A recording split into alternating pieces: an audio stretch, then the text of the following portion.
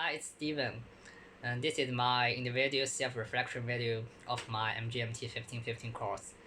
And the video will be divided into the following three parts: previous assignment feedback, my most impressive concepts and the case, and the impact of this case on me and how it will help me for the future.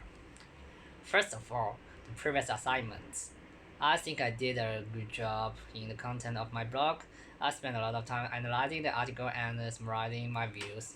But however, it did not fully meet the requirements because I did not use the additional source and forgot to list the reference, which limited my grade.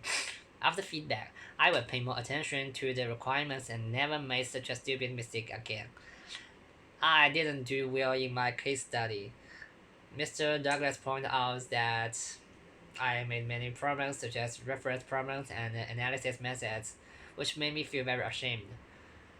Looking back on the process of completing my work, there were definitely many take for granted process without in-depth thinking.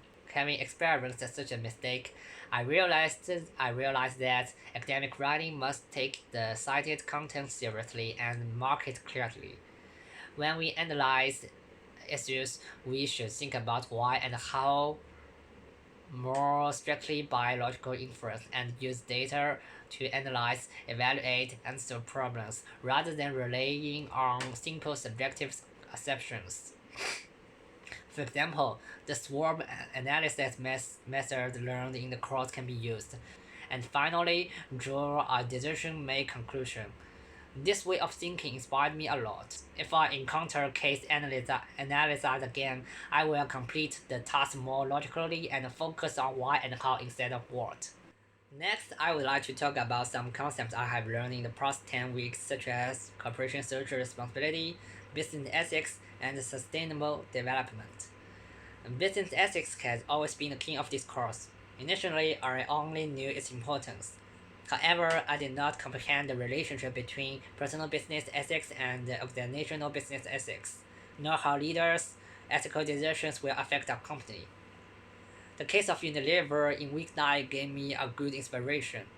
Companies' unethical behaviors may affect its fame and sustainability. Unilever's strategy with sustainability represents an ethical behavior.